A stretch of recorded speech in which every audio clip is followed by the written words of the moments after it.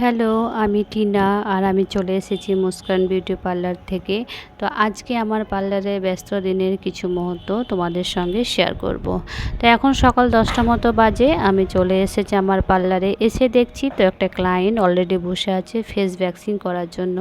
তো দেখো আমি ভ্যাকসিনটা রেডি করে আমার ক্লায়েন্টের ভ্যাকসিন করতে শুরু করে দিয়েছি। তা চলো আমার এই ক্লায়েন্টের সম্বন্ধে কিছু কথা তোমাদের সঙ্গে শেয়ার করি। আমার এই ক্লায়েন্টের ভ্যাকসিন করাটা ভীষণই ক্রিটিক্যাল। কি বলবো তোমাদেরকে, কাছে না দেখলে তোমরা বুঝতেই পারবে না। আমি ক্লোজে দেখাতে পারছি না ফেসটা, সেই জন্য বুঝতে পারছো না। তা চলো কিছু বলি। আমার কয়েক বছর আগে আমার এই ক্লায়েন্ট মার্কেটে যেসব ক্রিমগুলো বিক্রি হয় দাগ মেটানোর জন্য সেসব ইউজ করতো আর কি। তো এতটাই খারাপ অবস্থা হয়ে গেছে, তো বলে বলে কয়েক বছর ইউজ করতে দিইনি আর কি, তারপরে আবার ইউজ করতে শুরু করেছে। তো ফেস ভ্যাকসিন বলো ধাগা দিয়ে বলো তুমি যেটাতেই করবে না কেন খুবই অসুবিধা হয়, এতটাই পাতলা স্কিন। তো ধীরে সুস্থে বুঝে করতে হয়, কিচ্ছু করার নেই। আর আমার এই ক্লায়েন্টকে আমি বলি তুমি যখনই ভ্যাকসিন করতে আসবে ফেসে অয়েল জাতীয় কিছুই মেখে আসবে না। তা ওই যে শুনবে না, আবার মেখে চলে এসেছে। তো প্রথমে ফেসটা একটু মুছে নিয়েছিলাম, তারপরে ভ্যাকসিন করতে শুরু করে দিয়েছি। তো দেখো যে আমার কালারটা আছে সেটাই ঠিক আছে, অরিজিনাল, তাই না? তাকে পরিষ্কার হওয়ার জন্য মার্কেটে যে সব প্রোডাক্টগুলো ইউজ করে স্কিনটা 12টা একদম বাজিয়ে ফেলেছে। তা চলো যাই হোক, দেখো আমার ভ্যাকসিনটা প্রায় কমপ্লিটের দিকে। তোমরা যারা ভ্যাকসিন করতে আসবে তার আগে কিন্তু অয়েল জাতীয় কিছুই মেখে এসো না, তাহলে আমাদের করতে সুবিধা হয়।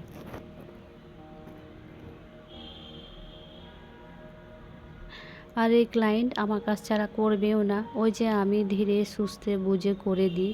কারণ আমাকেও তো কেমন লাগে তাই না, একেবারে মনে হবে যেন রক্ত জমে আছে ফেসের মধ্যে, এতটাই ক্রিটিক্যাল অবস্থা।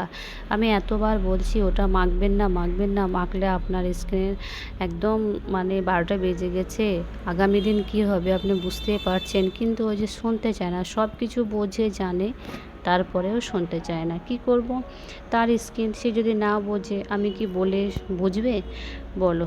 তো আমার প্রায় দেখো ভ্যাকসিনটা কমপ্লিট হয়ে গেছে। এখন যেসব ছোট ছোটোগুলো লোমগুলো আছে সেগুলো একটু ধাগা দিয়ে তুলে দেবো, কারণ এখানে করে যাওয়ার পর আবার বাড়িতে করে, সেই জন্য সব একই সমানভাবে বেরোয় না, সেই জন্য একটা দুটো থেকে যায়। তো সেগুলো আমি ধাগা দিয়ে তুলে দিচ্ছি দেখো। তো চলো এখন আমার কাজ কমপ্লিট হয়ে গিয়েছে ভ্যাকসিন করা, আমাকে পেমেন্টটা মিটিয়ে দিল। তারপরে ক্লায়েন্ট এখন বাড়ির পথে রওনা দিচ্ছে। দেখো ফেসটা লাল হয়ে গেছে, কিন্তু বললাম একটু জেল লাগিয়ে দিই, কোনো দিন জেল লাগাতে চায় না, কিছুই লাগাবে না। তা চলো এদিকে একটা ফেসিয়াল হচ্ছে দেখো।